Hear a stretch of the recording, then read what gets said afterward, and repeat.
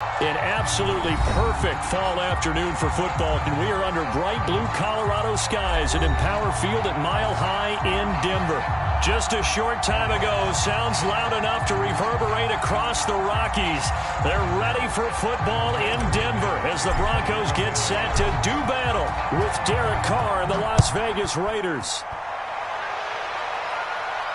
Oh, trying to gauge the sun, and he muffs it. And he'll get it up past the 20 to about the 22.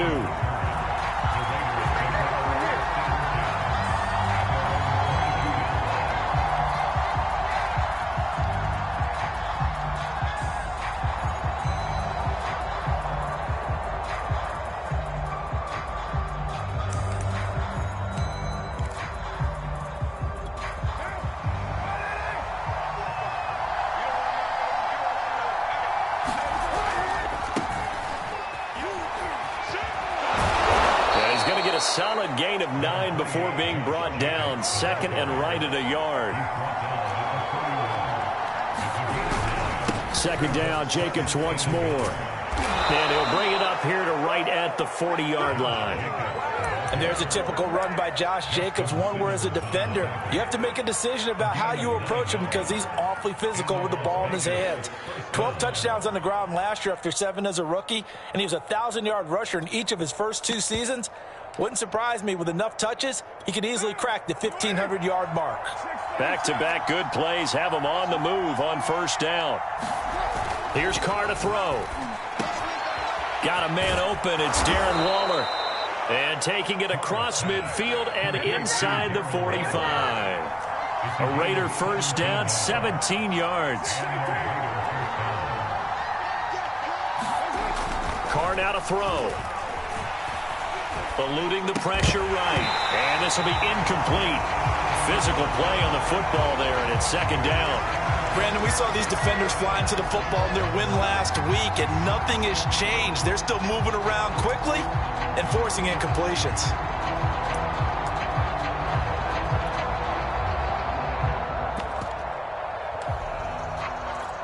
Second and 10.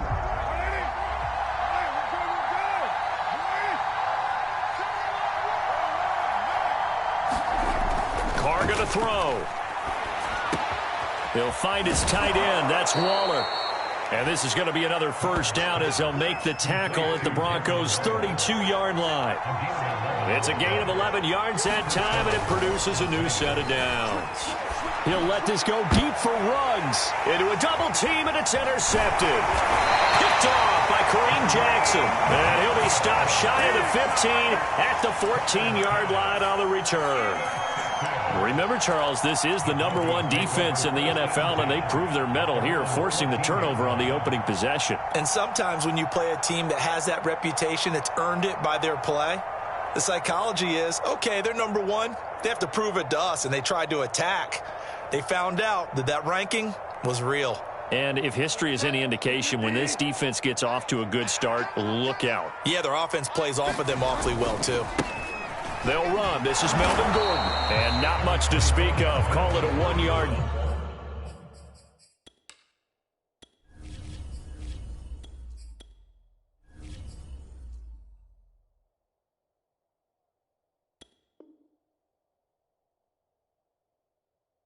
Gain up to the 15.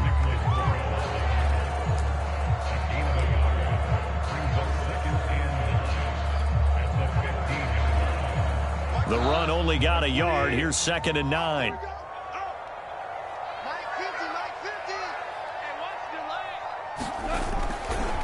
Running right. It's a handoff to Gordon. And he goes across the 20 to the 22. And he's able to get most of what he needed on the carry there. 7 yards on the gain. And it's 3rd and 2 now.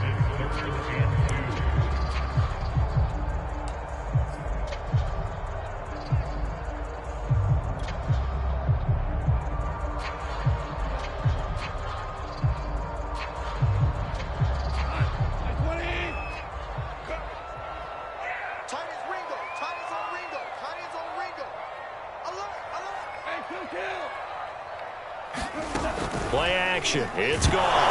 Nowhere to go here. He lost the football. And the Raiders pick it up. 2-yard line. He was under duress, surveying, trying to find somebody to get the ball out of his hands. In the meantime, the defense, they took it out of his hands. And when the ball snapped, I know exactly what the defense is thinking. Get a sack, put him on the ground.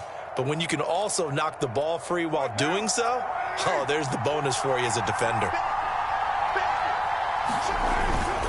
Jacobs, and he is in. Touchdown, Raiders. Josh Jacobs, his second touchdown on the season. And the Raiders have taken the early lead.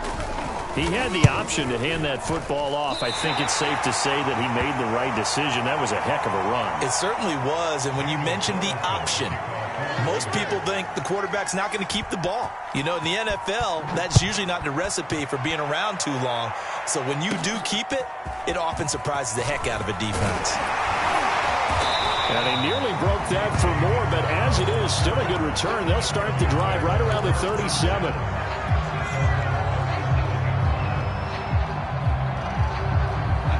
Denver offense at the line, ready to go. And they had the fumble last time that led to a touchdown.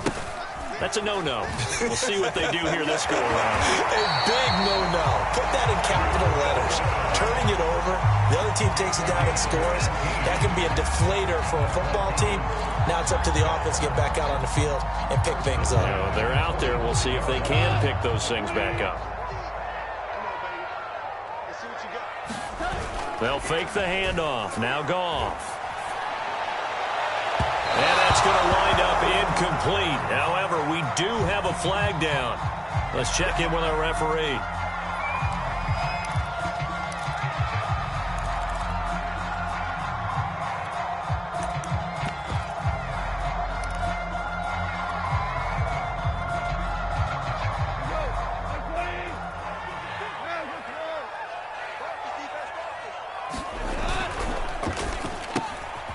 Tries to force it in, and it's intercepted. Picked up by the rookie, Divine Diablo. The 40.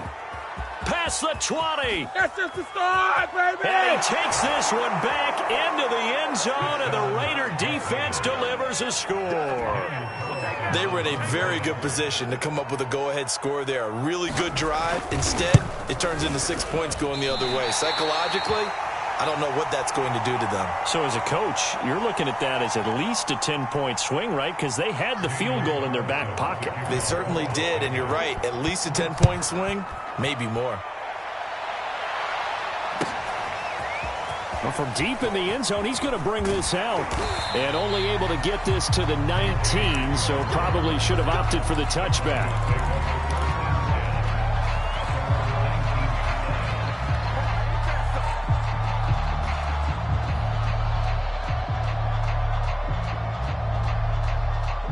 The Broncos onto the field, ready to start their next drive. And following the pick six, and they had decent field position in throwing that pick six. We'll see how they attack this drive. And I think all you say to your guy is, listen, let's just take care of the football a little bit better. Make some better decisions on this drive, and they'll probably help him a little bit with maybe some really high percentage throws early to let him get settled back in. But they told him and they told us they've got confidence. That's not a problem. Yeah, not a problem at all. They just want to make sure they get things settled down a little bit for their offense and give their defense a little bit of a chance to rest. Now on 2nd and 13. Goff flushed out. In trouble here, and down he goes. Back at the 8-yard line. Okay, you know my bias is about to come out here. A lot of people think that the offense is just moving in the wrong direction.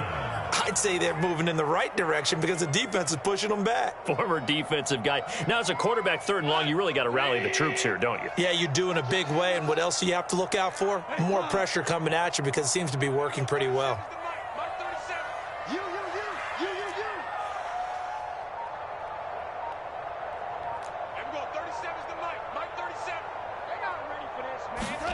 Now on 3rd and long, they'll look to throw. Into the hands of Patrick, left side. And he'll take this across the 25 before going out of bounds. They get a big amount back, 18 yards, but they'll still look at a 4th down now. Receivers love having the reputation of being go-to guys on 3rd down, and he was fighting like he really wanted to have that reputation, didn't he? I mean, he came very close to making that a 1st down. Broke the 1 tackle, but couldn't spring himself free.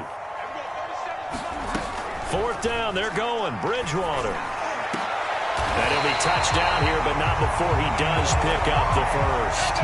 Defensively, a bit of a collapse, allowing the 4th down play to result in 23 yards.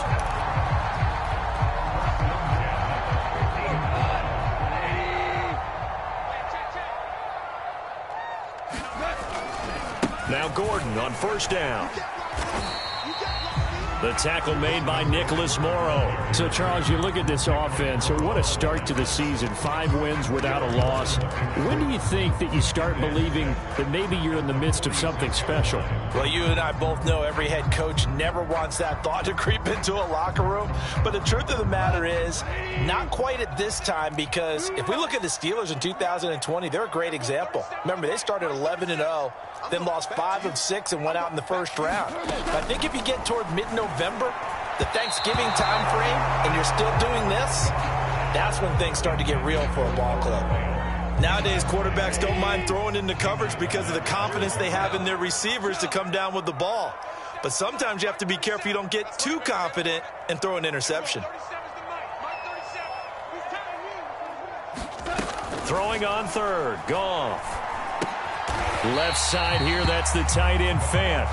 The completion there winds up a wash, and it'll bring up 4th down. Excuse my snarkiness here, but isn't the idea of completing a pass supposed to mean you get downfield and gain yards? Especially on 3rd down. Yeah, that one. How about the defense? Figured that one out in a big way.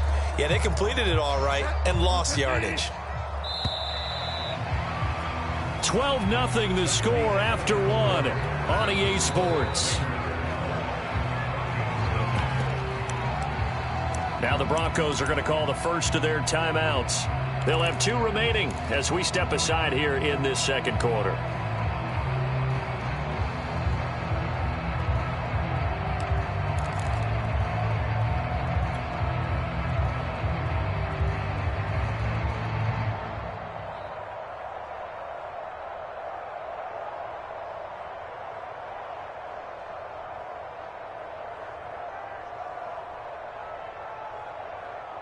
Goff and his guys not coming off the field.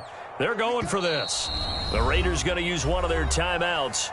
They'll have 2 remaining as we step aside here in this 2nd quarter.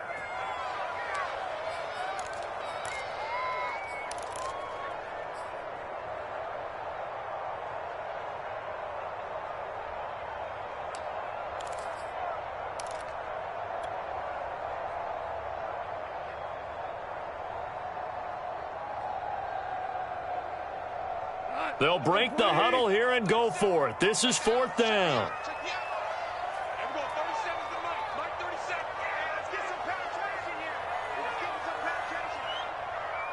We're good. They go ahead and snap it. Gone. And this is caught. He hits more. And he's got this down to the 35.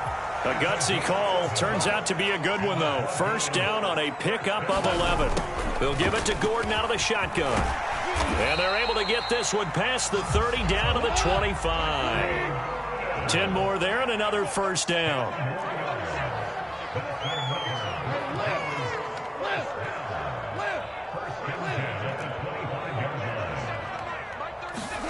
Now it's Goff.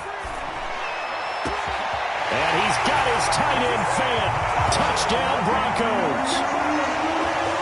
Noah Fant, his 5th touchdown now on the year. And the Broncos have cut it to within a score. And that was a beautiful ball right there as he waited for his tight end to come uncovered in the end zone, so give him points for patience as well. Delivered it right where it needed to be for 6 points. Just about to say he hadn't missed an extra point all season, but there it is. His first miss, no good.